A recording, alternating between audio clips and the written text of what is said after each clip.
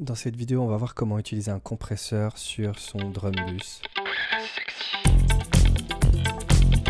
Salut c'est Vin, j'espère que tu vas bien. On va se remettre un petit peu dans nos geekeries parce que bon, on tchatche, mais des astuces, des hacks, des tricks, ça fait quand même plaisir. Petite private joke au passage. Alors là, je vais te montrer avec mes modestes connaissances, attention, comment utiliser un compresseur sur un drum bus et voir un peu de quelle manière ça va agir sur ta piste. Pourquoi on utilise un compresseur sur un groupe? On va utiliser un compresseur sur un groupe pour coller les pistes ensemble, puisque un groupe de pistes c'est plusieurs pistes, et donc plusieurs pistes elles vivent différemment. Et donc le compresseur va venir et va prendre l'ensemble et va essayer de les contenir en fait. C'est le fameux glue compressor, c'est pour ça qu'on appelle ça de la glu. On essaie de coller un peu les pistes ensemble. En gros, ce qu'on va faire, c'est qu'on vient donner un cadre plus restreint dans lequel les pistes vont évoluer et éviter qu'il y ait trop de trucs qui partent dans tous les sens et que ça dépasse en termes de dynamique. L'idée derrière, c'est d'avoir une espèce de tapis de piste beaucoup plus constant plutôt qu'il y ait des mouvements comme ça en volume et tout. Donc ça, c'est la première chose qu'on recherche. Puis le compresseur peut aussi avoir un impact sur le tone, sur la balance tonale de ta piste de drum, donc sur le son en fait. Alors, dans une moindre mesure par rapport à un compresseur, mais n'empêche que, notamment avec l'attaque et le release, on va pouvoir faire des choses assez intéressantes pour colorer un petit peu la piste. Alors, quel type de compresseur on utilise? On utilise un compresseur relativement rapide, donc il faut que tu regardes dans tes émulations, dans les compresseurs que tu as à disposition. Évidemment, n'importe quel compresseur fera l'affaire, mais il y a des compresseurs qui sont plus rapides. Pourquoi? Parce que c'est les drums. Et les drums, par exemple, si tu as des kicks sur tous les temps, si tu as des roulements, si tu as des grosses percussions, le compresseur a besoin d'agir en fonction. C'est pas comme des nappes, c'est pas comme une voix où il y a des notes beaucoup plus tenues, où là, le compresseur peut se permettre d'être plus lent et plus, pas naturel, mais enfin, tu vois, un peu plus tranquille. Là, on a besoin d'un compresseur un petit peu plus nerveux, on va dire. Donc j'utilise les compresseurs de Logic, je m'emmerde pas. Là j'ai pris un 1176, c'est une émulation quoi. Voilà, ça marche bien pour les drums, donc si tu es sur Logic, n'hésite pas à l'utiliser. Et donc l'idée ça va être dans notre groupe de pistes d'essayer de faire comme un espèce de berger qui parque ses moutons quoi. Tes pistes c'est les moutons, et pour éviter qu'ils se baladent n'importe où, tu viens les parquer, comme ça ils restent un petit peu constants dans leur enclos, et ça évite qu'ils se baladent trop. Donc en fait, ils continuent à être vivants, ils se baladent dans leur enclos, mais ils restent dans leur enclos. Et l'enclos, on va un peu le définir avec le compresseur. Super analogie. On the fly, bon, tu m'excuseras, on fait ce qu'on peut. Voilà, donc ça c'est le premier truc. Ensuite, pourquoi on utilise des groupes? Tout simplement parce que ça fait gagner du temps aussi. C'est-à-dire que tu vas pouvoir les classer par famille, parfois même pourquoi pas par zone de fréquence, ça peut être intéressant de tester. Mais disons que plutôt que d'appliquer un traitement sur chaque piste, tu vas appliquer un traitement sur plusieurs pistes. Donc ça te fait gagner du temps. Ensuite, ça te fait gagner quand même en cohérence, puisque t'as pas 50 réglages différents, t'en as un pour un ensemble de pistes. Donc ça amène quand même un liant général. Et puis aussi, ça te fait économiser des ressources sur ton ordi, des ressources CPU notamment. Donc ça, c'est pas négligeable non plus sur des grosses sessions. Moi, je t'invite en tout cas, si t'es... Puis ça aide aussi à organiser un petit peu, je trouve, la session, surtout quand on débute, où on est vite en bordel à dupliquer plein de pistes avec plein de presets et tout. Là, ça te permet un peu de revenir à quelque chose de plus raisonnable, sur lequel tu vas avoir un meilleur contrôle aussi. Et n'hésite pas, surtout si tu débutes en mixage, plutôt que d'aller te prendre la tête à essayer de régler chaque piste, pourquoi pas déjà essayer un petit peu de donner des couleurs par groupe de pistes. Un peu un genre de mix par stem. C'est des stems, c'est souvent ce qu'on peut appeler un export d'un groupe de pistes en gros. Et du coup ça peut être intéressant de mixer comme ça juste quelques groupes quoi. Tu peux mixer ton groupe de drums, ton groupe de synthé, ton groupe de guitare, ton groupe de voix. Puis tu as déjà un truc beaucoup plus cohérent. Puis ça t'évite de trop te perdre et de lâcher l'affaire. Par contre, évidemment que ça n'enlève pas le travail individuel que tu dois faire sur chaque piste, de nettoyage, de recalage, d'édit, voilà. Ça par contre, c'est une des conditions pour avoir un bon son, c'est quand même de faire ce travail en amont. Voilà, puisque si tu règles bien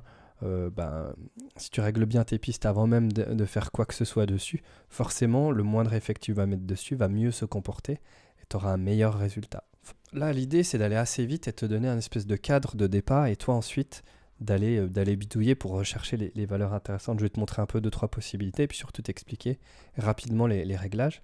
Donc pour le moment, le threshold, on s'en occupe pas. C'est vraiment ce qui va définir l'enclenchement du compresseur ou pas. Donc c'est super important, mais pour le moment, ça ne nous intéresse pas. On va d'abord régler on va d'abord voir les autres réglages, mais on va définir ensuite à partir de quelle zone le compresseur va commencer à travailler, quoi. Donc le ratio, d'une manière générale, sur un groupe de pistes, on va essayer d'être assez raisonnable pour éviter de trop écraser non plus. On veut contrôler, hein, mais on ne veut pas forcément complètement écraser, quoi. Donc l'idée, c'est pas de tomber complètement dans le pot de super glue, quoi. Donc pourquoi pas du 2 pour 1, c'est pas mal. Voilà, on peut aller entre genre 1,5 et 3, 3,5, 4, allez. On va dire entre 1,5 et 4, c'est pas mal. On va couper la part en deux avec du 2 pour 1, c'est pas mal, voilà. Donc ça, c'est juste des valeurs de départ, hein, ok. Donc voilà, pourquoi pas du 2 pour 1 ou du 1,5. Ensuite, le gain, donc on s'assure qu'on n'est pas sur auto-gain.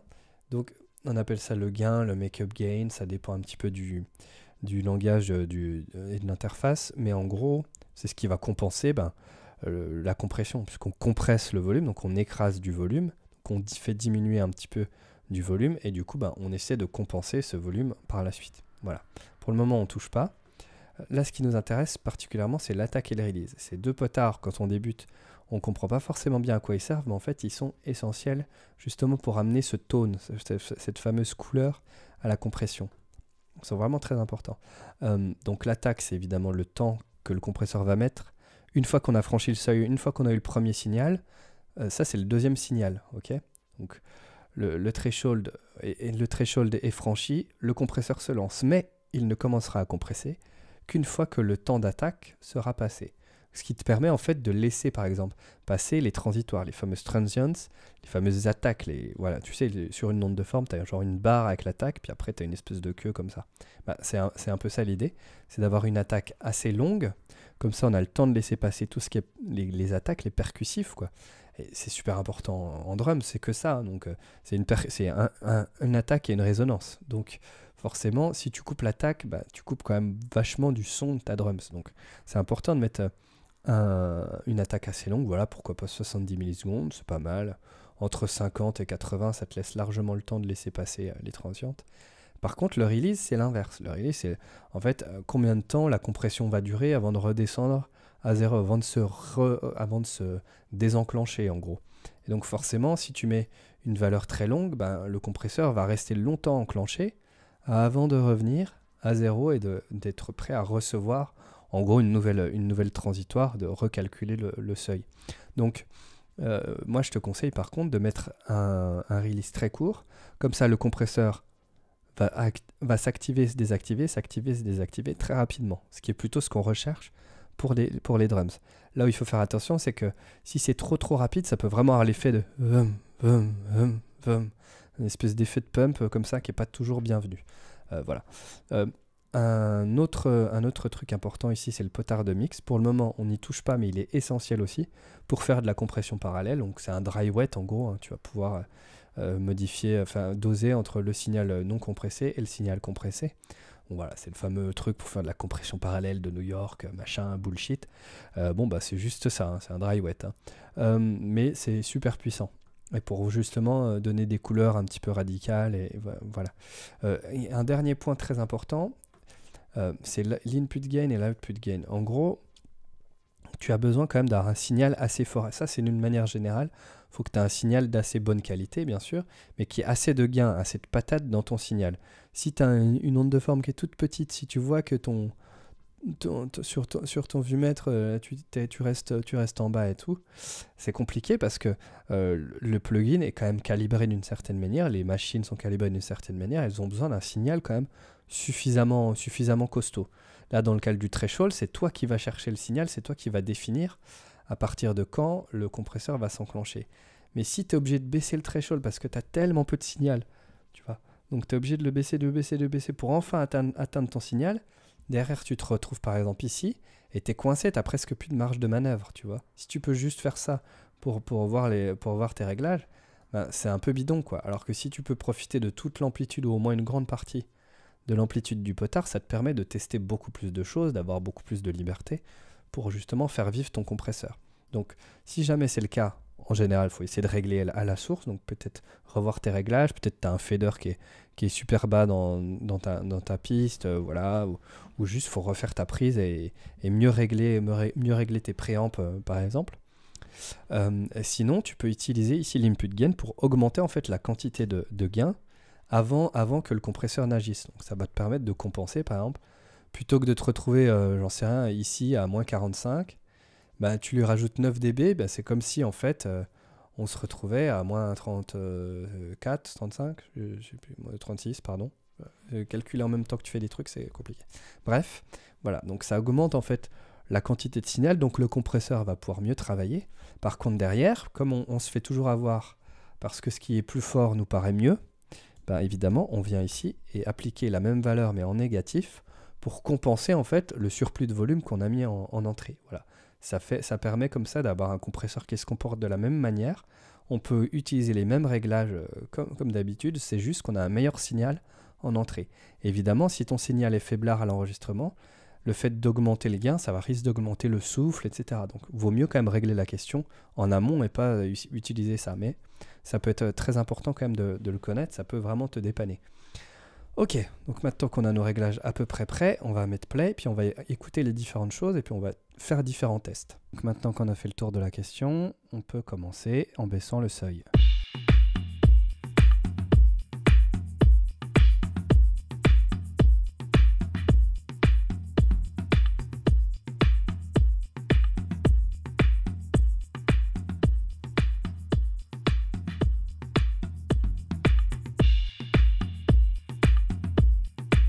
Faut trouver un petit peu la bonne valeur pour laisser passer suffisamment du signal, mais quand même compresser ce qui peut vraiment ressortir.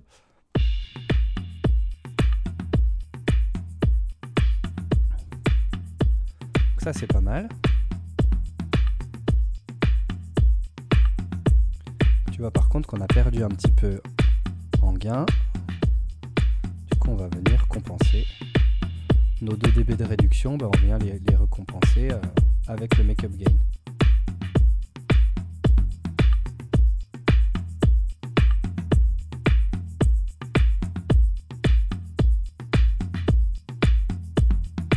Ok, donc ça c'est pas trop mal. Ensuite on peut éventuellement jouer sur le ratio pour apprendre à écouter.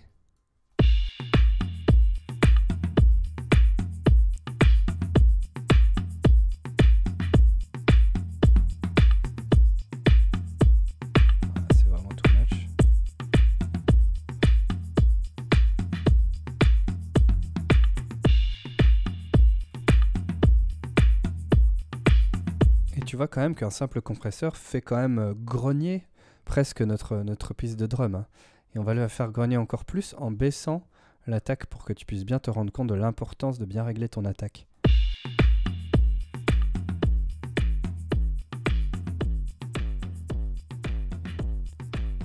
Voilà, tu vois comme on a détruit le son là. Et du coup...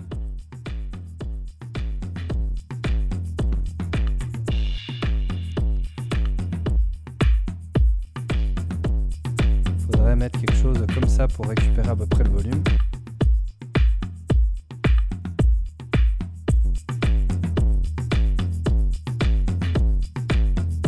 Donc c'est le genre de réglages qui peuvent être intéressants pour faire un peu des FX, des trucs comme ça, mais là c'est quand même complètement déraisonnable. Par contre, ce qui peut être intéressant maintenant, c'est de venir faire intervenir le potard de mix, le fameux. Tu vas voir qu'on va se retrouver à quelque chose de très créatif.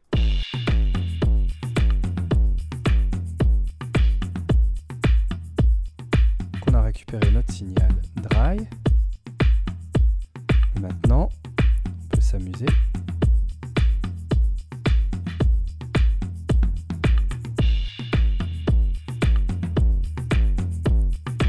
À trouver un petit peu le bon dosage. Ça c'est pas mal, ça fait un peu grogner.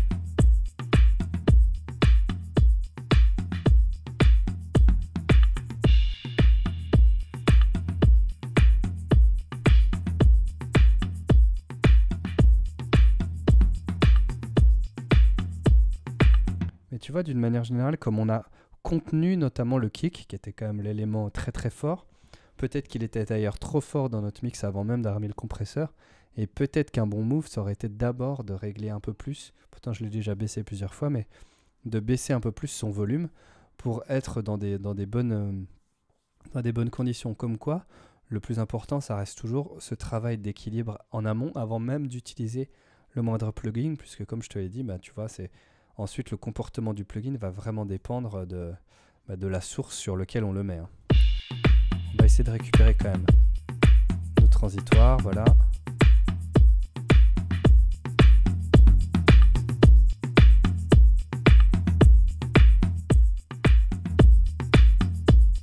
On peut très bien ici compenser avec le output gain ou éventuellement venir baisser notre fader si on est en post fader.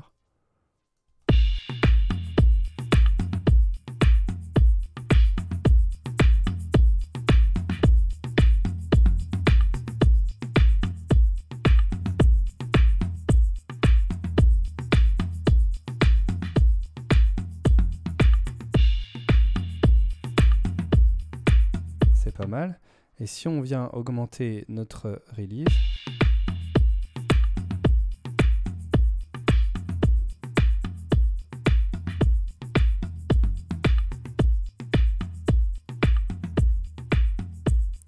tu vois que notre compresseur n'a plus le temps de se remettre à zéro.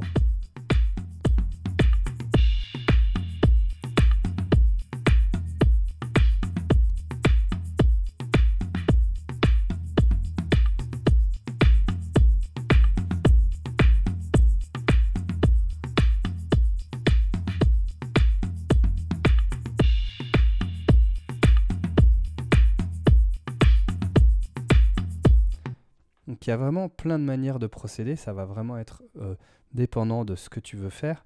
Là, je t'ai donné un cadre un peu théorique avec des valeurs de base. Je trouve que c'est des bonnes valeurs pour commencer ton travail, pour commencer à te lancer dans la compression, tu vois, avec une attaque longue, un release court, un ratio raisonnable, bien régler en amont ton gain pour vérifier que ton compresseur va bien se comporter. Puis ensuite faire différents tests, voir ce que tu recherches. Tu peux très bien faire un truc vraiment des enfers extrêmes. Et en fait, ce qu'on a fait avec le compresseur, d'un coup, on a donné une couleur à notre drums. Et peut-être derrière, pourquoi pas venir mettre un autre compresseur, pourquoi pas le même ou pourquoi pas un autre, pour cette fois-ci vraiment contrôler encore plus notre truc. Mais alors là, évidemment, si tu enchaînes les compresseurs, il va falloir être hyper raisonnable et pas y aller. Tu vois que la compression, ça peut être assez créatif pour permettre de créer des textures. Rien ne t'empêche ensuite, pourquoi pas, de chaîner plusieurs compresseurs les uns à la suite des autres, avec un compresseur, voilà, avec très peu de mix, mais qui va peut-être colorer un petit peu tes attaques, tes releases, les attaques, les releases du son, et puis un autre qui vient venir coller l'ensemble, pourquoi pas, c'est tout à fait possible.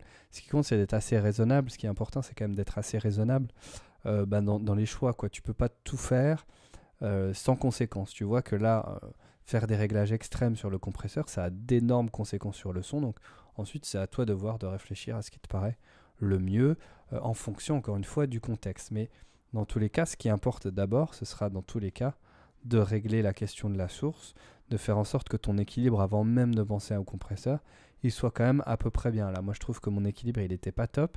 Et du coup, quand même, le compresseur se comporte un peu bizarrement. C'est-à-dire que je trouve que le kick prenait beaucoup trop de place en amont. Et donc, le compresseur se comporte quand même...